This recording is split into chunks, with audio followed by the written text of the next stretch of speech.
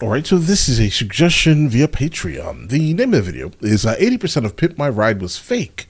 Here's the evidence. This is coming from the channel Sunny V2. Let's go check it out. You're at a house. It's not my house. It's a staged house. And the contestants' houses weren't the only thing Pimp My Ride lied about. The reactions were staged and retaken multiple times. Certain upgrades were taken off as soon as the cameras cut. It's for a boat. He goes, it's a GPS for waterways. It will not work in your car. And disappointingly, even Xzibit himself had no real interest in cars. Soccer moms. Would they put a boat GPS into a car? For what?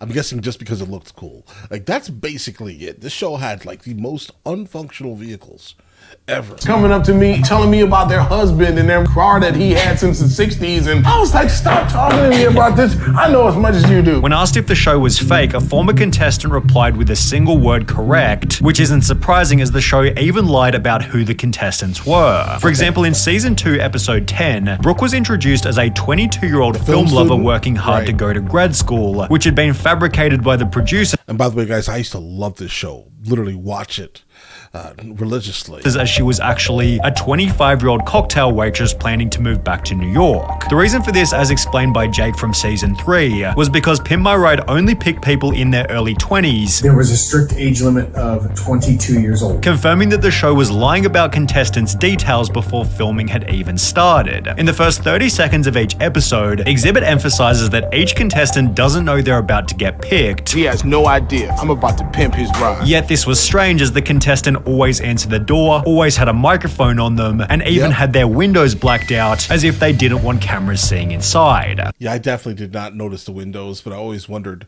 like, why on a lot of these reality TV shows where they're picking some unfortunate soul, right, and then giving them something extravagant like that the home makeover show that Xzibit was also on, how are people rushing to the door? They're all together? I mean, listen, if you're inside your house comfortable, your family is generally not standing in a line waiting to be surprised at the door, bro. They know exactly what's happening.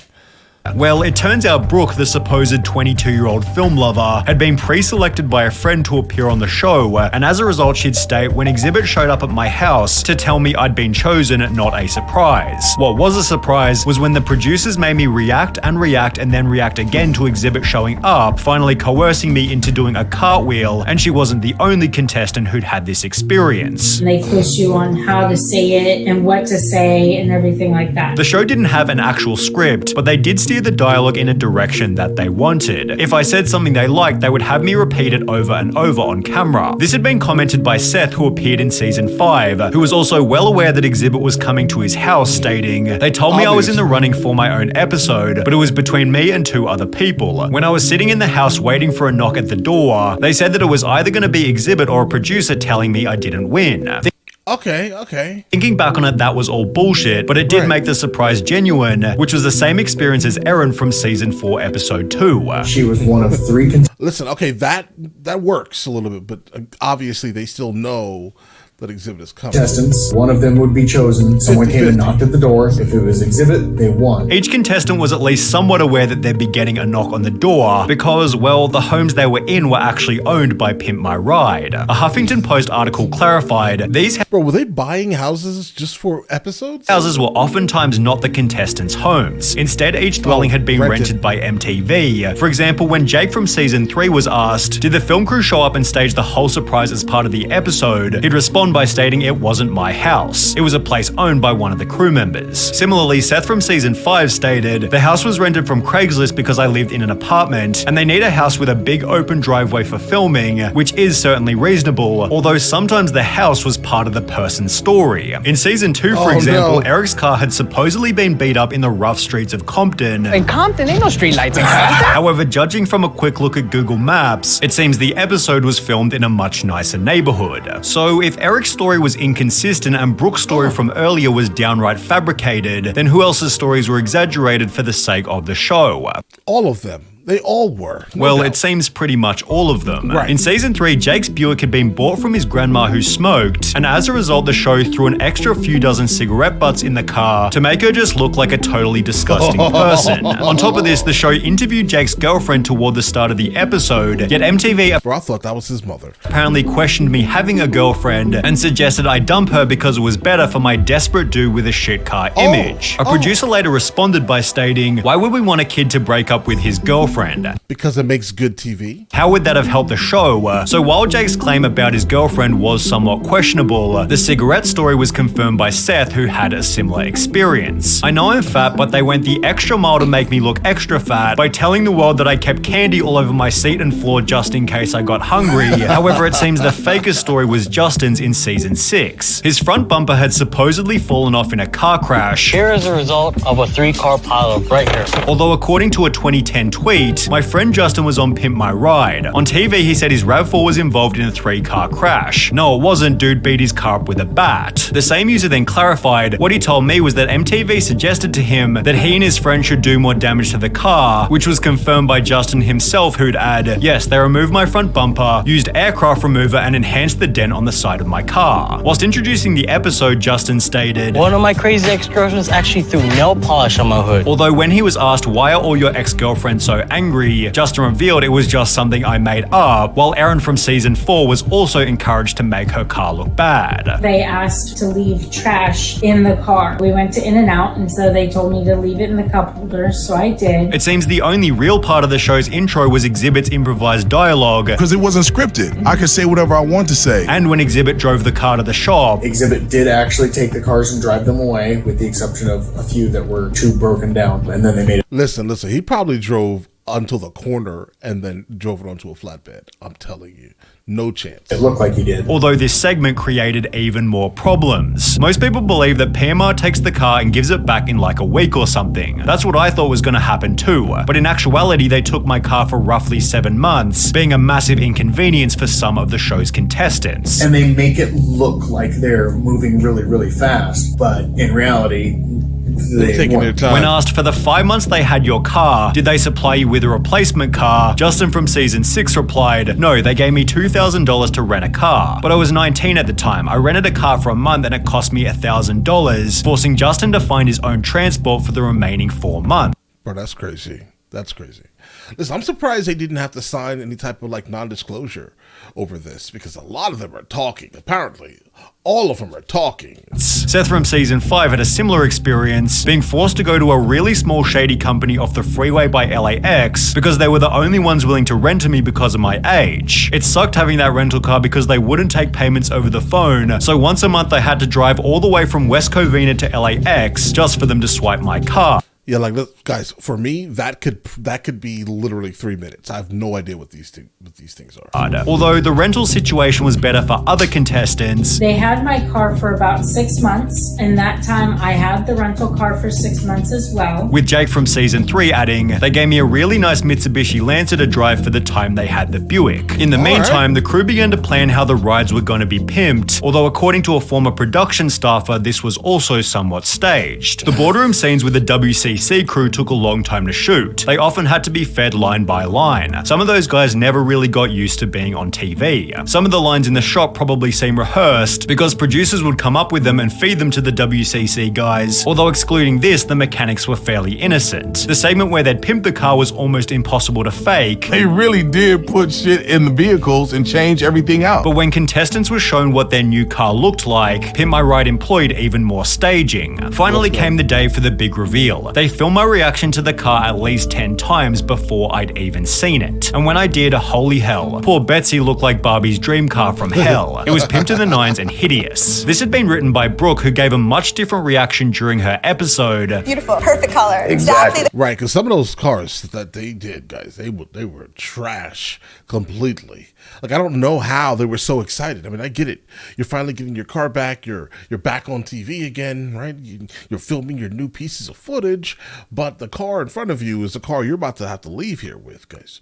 And that's absolutely filth. It's bad news. While every other contestant also filmed their reveal multiple different times. We had to take a lot of takes over and over and over and over and over and over again. Justin stated they had to keep retaking my reaction. Seth stated I even had to do the reveal of the car like 3 times. Bro, I think this is where the first fake reactions came from, bro. However, Jake's reaction, and I mean like including reaction channels, this is the beginning of it. I think some people saw these and they were like, you know what? I need to be just like these guys. Anecdote was the strangest of them all. His first real reaction to the car was just quiet amazement where he said, "This is good." They immediately yelled redo and then things got a bit weirder. I remember this very clearly. Big Dane, very big dude, he like puts his arm around my shoulder, kind of walks me around the shop for like 10 minutes and he's like, "Listen, we put a lot of work into this. We expect you to be a little more enthusiastic," although it would have been hard to conjure enthusiasm for a car that barely worked. As Jake would later write, "The problem with the show is they don't fix any of the mechanical issues, and my car was a piece of shit. What they did was make my piece of shit sound exceptionally awesome, which is great, just not great enough to drive on roads."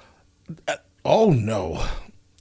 In my head, for some reason, I thought that was probably the first thing that they were doing, but I get it. I mean, the mechanical soundness of it really means nothing towards what it looks like aesthetically. The show was about just making the aesthetics cool, right? That's a little disrespectful, guys. The HuffPost article expanded on this by stating, the car needed a muffler, and so a fake exhaust pipe was installed to make it seem as if that's what the car was supposed to sound like, even though it was just a lack of a muffler, while Xzibit brought up a much more dangerous incident. There was an instance where one of the cars wasn't fixed correctly, and long story short, this kid was driving this vehicle that was supposed to be like damn near brand new, and the steering wheel came off when he was driving it. It's therefore no surprise that the production staff has said, "I can say that the cars often weren't fully ready when we shot the reveal. Some had to stay in the shop another week or so to get finished before the kids got them back, especially if they had mechanical issues, and it was Seth and his candy bar, bro, you should have fixed the mechanical issues first, who seemed to fit this category." Pimp doubled down on his supposedly crappy diet by installing a cotton candy machine in the boot of the car. Disrespectful. Which didn't even work, as the cotton candy machine didn't have a protective hood that fit. So if I tried turning it on, it would get candy strands everywhere. Very messy, so I never used it again after the shoot. Seth also never used the LED lights installed in the seats, as they would get really hot if left on, while he also had to remove the gull-wing doors because the pistons used to lift them kept them from putting seatbelts in the back, which was highly dangerous. To add a cherry on top of the cake, he had to fork out a further $1,700 for a brand new engine, then adding, "After that I drove it for a month before someone hit me and totaled it." However, the end to Justin's RAV4 was even more brutal. Bro, listen. So after all of this, if you read the next little line right here, guys, it says he totaled it, the insurance company, and then her insurance company brought him a truck. So this whole thing was completely pointless, just to end up in some random truck. Hit me and totaled. Hopefully it was a Ford Ranger, though. However, the end to Justin's RAV4 was even more brutal. After 5 years of taking his pimped out ride to car shows, Justin's RAV4 caught on fire whilst driving as a result of faulty wires. It was later confirmed that this had nothing to do with the show, and at least Justin's car was the same one he first sent in. Oh, that looks terrible. As when Tavrish uploaded a video titled, "I bought an abandoned Pimp My Ride." I 100% saw this video from him. 100%. It was an amazing piece of content. Minivan, he'd make a shocking discovery. The show originally introduced the minivan as a 1998 Plymouth Grand Voyager. However, Tavrish discovered the car was now a 1999 Dodge Caravan, showing that after they wrecked the original minivan, the show sneakily pimped a completely different car. As a result, Xzibit has been the brunt of most of the show's backlash. I was the face of the show. Yeah, you know what I'm saying? Of course, bro. We're coming straight after you. Right? Your credibility was, you loaned it to the show. You did that. It's your fault. I blame you. And so people associate me with what happened to the car. Which feels pretty unfair given every contestant. No, it's fair. This is what happens when you attempt to influence something. Right? Nowadays we have the words for it, influencer. He was one of the first influencers, let's say. He loaned his celebrity to this show, gave it credibility. So yes, who's at fault for it? I'm sorry, bro. It's you.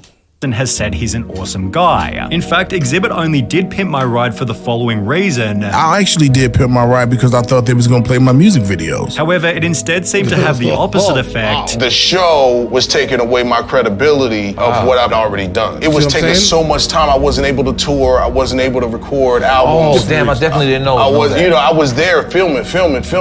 Which is even more depressing given he was barely paid for it. But at that particular time, you wasn't really happy with the pay though. Nah. And as a result, it's no surprise that Pimp My Ride is unlikely to make a comeback. When are we gonna get a Pimp My Ride? No, there'll be no more Pimp My Ride. Yeah, I'm not even sure that it could even work right now, bro. I'm just gonna be honest here. Yeah, not with how things are at all, guys. The fact that it's fake is not at all surprising, bro. I definitely think Extreme Makeover is also another one of these fake ones. Stop lending your time to this nonsense. Right? Extreme Makeover makes you feel good, though. This one here never really made me feel good. It was just like, oh, what cool figure are we putting into a car today? But Extreme Makeover absolutely makes you feel good until you realize that a lot of the people that are getting these makeovers and these properties, they really can't afford to do it themselves, which means that they're probably not going to be able to afford the brand new tax bill that you just added to their property by increasing the value of their land. All right, they can't afford it at all because, again, even if they pay off the house, it's still not affordable because in America you never really own your house or land. Well, you own your house, you don't own the land, right? But either way, you guys all have an absolutely amazing day. Enjoy your day thoroughly.